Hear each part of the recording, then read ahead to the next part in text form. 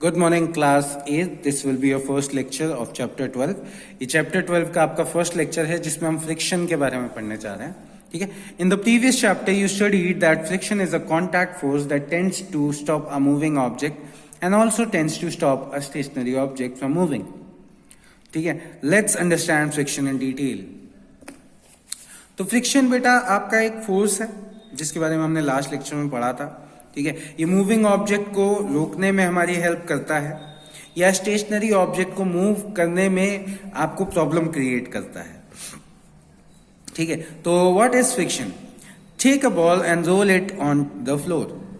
You will notice that it rolls for some time and then stops.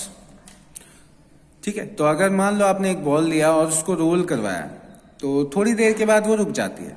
Similarly if you stop pedalling a bicycle it slows down and ultimately stops. What makes moving things come to stop? तो क्या चीज है जो बेटा चलती हुई चीजों को रोक रही है? ठीक है, you have already studied that a force can stop a moving object. This means that some kind of force acts on the ball or the bicycle that tends to stop it. This force is known as frictional force or simply friction. Frictional force is a contact force. तो बेटा last chapter में हमने पढ़ा था कि कोई भी moving object तब तक नहीं रुकता जब तक कि हम उस पर फोर्स ना लगाएं, है ना।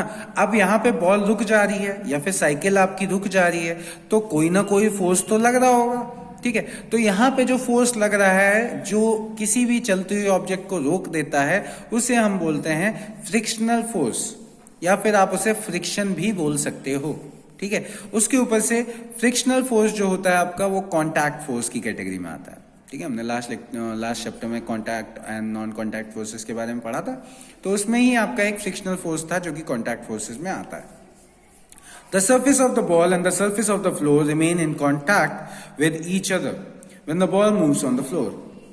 ठीक है, तो सर्फेस बॉल का हमेशा कॉन्टैक्ट में रहता है। Both surface rub against each other and due to this rubbing friction is generated. ठीक है, तो हमारी सारी सर्फेसेस आपस में जो भी सर्फेस कांटेक्ट में आ रहा है वो रब हो रहा है। ठीक है, रब होने की वजह से क्या हो रहा है, जब भी कोई चीज आपस में रब होती है तब फ्रिक्शन पैदा होती है। ठीक है, such friction acts in a direction that is opposite to the direction of ball's motion. तो ये जो फ्रिक्शन यहाँ पे एक्टिवेट हुआ या प्रोड्यूस हुआ या जनरेट हुआ उसका जो डायरेक्शन होता है वो अपोजिट होता है to the motion of the ball. ठीक है, मतलब मोशन अगर इस तरीके से है, मोशन इस तरीके से है तो फ्रिक्शन पीछे की तरफ लग रहा हो, मतलब मोशन ऐसे तो फ्रिक्शन पीछे लग रहा है।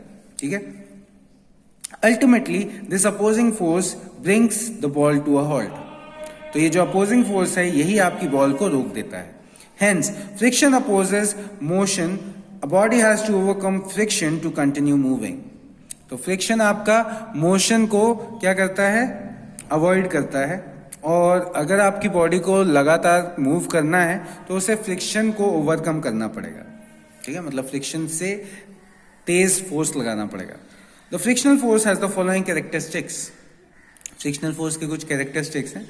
It is effective only when bodies are moving in contact with each other. ठीक है, ये तभी इफेक्टिव है जब आपकी बॉडी आपस में कांटेक्ट में है, तभी आपका फ्रिक्शनल फोर्स लग सकता है, वरना नहीं लगेगा। फिर friction always opposes the motion of the body and tries to bring it to rest. Friction हमेशा मोशन बॉडी का क्या कहते हैं, अपोज करता है और इसलिए उसको वो रोक भी देता है। ठीक है, चलती हुई बॉडी को तभी रोक सकता है क्योंकि फ्रिक्शन आपका हमेशा अपोजिट डायरेक्शन में लगता है। ठीक है, इसीलिए आपका फ्रिक्शन अपोजिंग फोर्स भी कहलाता है। ठीक है, it causes wear and tear of the surfaces of contact of the body. तो अगर आपकी कोई चीज में ज्यादा अपोजिंग फोर्स लगातार लग रहा है तो थोड़े टाइम के बाद वो आपके उस चीज मतलब उस सरफेस को वियर एंड टियर कर देगा, एज इन खराब कर देगा। जैसे जो टायर होते हैं, ठीक है, गाड़ी के जो टायर होते हैं बेटा, वो आफ्टर सम टाइम आपने देखा होगा वो घिस जाते हैं। तो वो घिस क्यों जाते हैं, तो वो इसीलिए घिस जाते हैं क्योंकि बेटा टायर और हमारी जो रोड होती है उसके बीच में फ्रिक्शन लगता है, तो फ्रिक्शन की वजह से वियर एंड टियर हो जाता है और आपके टायर्स घिस जाते हैं। या फिर आप स्लीपर्स के लिए भी इसे यूज कर सकते हो। ठीक है, जो आपकी स्लीपर्स होती हैं आफ्टर सम टाइम वो नीचे से उनका जो सर्फेस होता है वो पूरा एकदम फ्लैट हो जाता है। तो ऐसा क्यों होता है, क्योंकि जब आप ज्यादा चलते हो तो फ्रिक्शन की वजह से वो आपका वियर एंड टियर हो जाता है। ठीक है, तो ये था बेटा इस लेक्चर में। नेक्स्ट लेक्चर में हम टाइप्स ऑफ फ्रिक्शन पढ़ेंगे। इस लेक्चर में आपका बस इतना ही। Thank you class.